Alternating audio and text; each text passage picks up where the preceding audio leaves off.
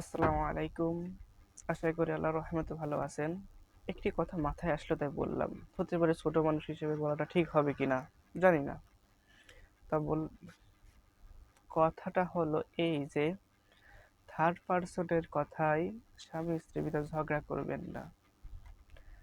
বা এমন কোন লোক যে আপনার কাছে আপনার স্ত্রীর দোষ বলছে, স্ত্রীর কাছে আপনার দোষ বলছে। এমন এমন এমনকি এইসব লোককে পাত্তাও দিবেন না এবং আপনার স্ত্রীকেও সতর্ক করবেন। এই নাম্বার এক। কি বললাম তাহলে? বিনা কারণে শুধু শুধু সন্দেহ করবেন না। হ্যাঁ, ওর সাথে এই কাজ স্ত্রী করতে পারে। স্বামী বলবেন না, স্বামী স্ত্রী স্বামীকে সন্দেহ করতে পারে যে হ্যাঁ ওই কাজটা করতে পারে, করছে নাকি। অযথা শুধু শুধু সন্দেহ করবেন না। আবার স্ত্রী আবার স্বামীকে শুধু শুধু অযথা এগুলো বলবেন না। তাকে শারীরিক মানসিকভাবে টর্চার করবেন না, এসব সন্দেহ করবেন না। আবার স্বামীও এইভাবে স্ত্রীকে এসব কথা বলে কষ্ট দিবেন না, শারীরিক মানসিক কোনোভাবে কষ্ট দেওয়ার চেষ্টা করবেন না। মিলেমিশে থাকার চেষ্টা করবেন, টুকটাক ভুলগুলো ক্ষমা করার চেষ্টা করবেন। সবাই মিলে টুকটাক ছাড় দেওয়ার চেষ্টা করবেন। মনে করবেন আপনার সাথে এরকম ব্যবহার করলে কেমন লাগতো, সেরকম স্বামী স্ত্রীর সাথে ব্যবহার করবেন। স্ত্রী বা ভাববেন আপনার সাথে কেমন ব্যবহার করলে ভালো লাগতো, সেইভাবে ভালো ব্যবহার করবেন। আপনার কাছে বললে কষ্ট পাবেন, সেরকম অন্যজনের সাথেও করবেন না। তাহলে এক, অযথা শুধু শুধু সন্দেহ করবেন না অন্যের কথা শুনে। দুই, যদি কেউ বলতে আসে তাকে পাত্তা দিবেন না, বোঝাবেন তাকে এই কাজগুলো ঠিক না। তুমি ভাববেন এমন কোনো কথা আর একজনের দোষ আপনার কাছে বললে আপনার কিন্তু হয়তো ভালো লাগতেছে বা তেমন কিছু মনে হচ্ছে না, কিন্তু আপনার দোষগুলো যদি আরেকজনের কাছে বলা হয়, আপনি যদি জানতে পারেন যে আপনার দোষ আরেকজন বলতে, তখন কিন্তু আপনার খারাপ লাগে। তেমনই আপনি আরেকজনের কথা বলতে আপনার কষ্ট হচ্ছে না, কিন্তু ওইটা তার সহ্য করতে হয়তো কষ্ট হবে।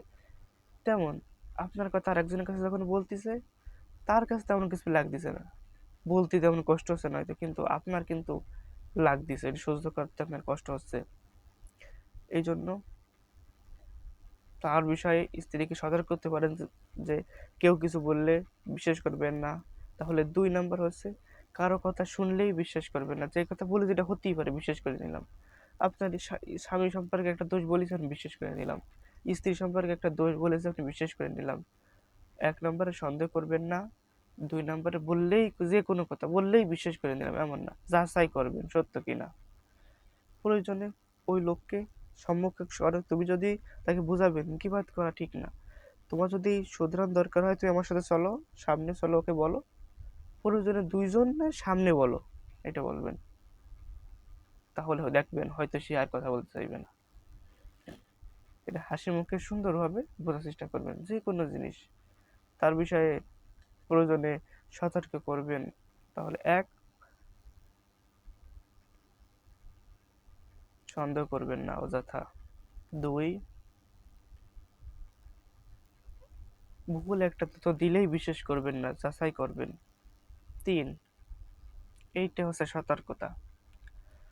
আপনি পুরো নারীর সাথে কথা বলবেন, আড্ডা দিবেন, আপনার স্ত্রী দেখলে এটা খারাপ লাগবে হয়তো। আবার আপনার স্ত্রী যদি দেখেন বাসায় অন্য কোনো কারেন্টের লোক বা অন্য ওয়াইফাই লোক এসে গল্প করতে চা খাচ্ছে, দেখলে হয়তো আপনারও খারাপ লাগতে পারে। সেই জন্য দুজন দুইজন দিকে খেয়াল করবেন।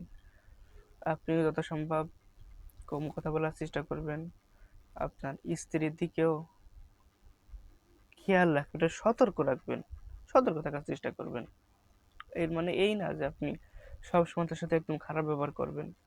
এই খারাপ ব্যবহারের কারণে হতে পারে আর একজন যে ভালো ব্যবহার করে তখন মনে করে যে আপনি খারাপ ব্যবহার করেন, তার সাথে আপনার থেকে সে ভালো।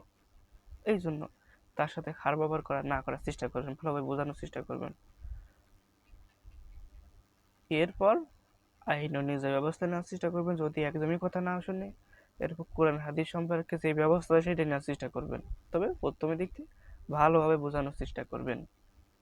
শুধু শুধু আহ, তাকে খেয়াল রাখা বলতে চিল্লে পাল্লা অনেক জোরে উম, ঝগড়া করা না, ভালোভাবে বোঝানোর চেষ্টা করবেন যে আমি যখন বাসায় থাকবো না, ওয়াইফাই লোক হোক, নেটের লোক হোক, ভাই হোক, ভাবি হোক, বাইরের কোনো লোক আসলে মধুর সুরে কথা বলবা না, কঠোর কর্কশ সুরে কথা বলবা, দরজা খুলবা না, দরজার ভিতর থেকে বলবা যে বাড়ি নেই। বাইরে যাওয়ার সময় এর ওর সাথে তেমন কোনো কথা বলবা না, পর্দা করে যাবা। আবার আপনিও সেম ভাবে, আপনি মনে করেন আপনার স্ত্রীর সাথে আর একজন পুরুষ কথা বললে আপনার খারাপ লাগতে পারে, আপনার সাথে আপনি আর একজন মহিলার সাথেও সেভাবে কথা বলবেন, যেভাবে আপনার স্ত্রীকে আপনি চান যে কোনো পুরুষ কথা বলবে না, সতী সাধুবা থাকে, সেরকম আপনিও চেষ্টা করবেন অন্যর সাথে কথা কম বলার। এটা আমার মনে হয়েছে বললাম। তিনটে জিনিস, এক হচ্ছে কি অযথা সন্দেহ করবেন না, দুই হচ্ছে কি জানো, কেউ একটা ভুল তথ্য দিলেই বিশ্বাস করে নেবেন না, তিন সতর্ক থাকবেন, খেয়াল রাখবেন, দায়িত্ব নিয়ে। মনে হলো বললাম, ভুল হলে আল্লাহ মাফ করুক, সত্যিটা জেনে বুঝে মেনে চলা তৌফিক দান করুক, আমিন। ধন্যবাদ।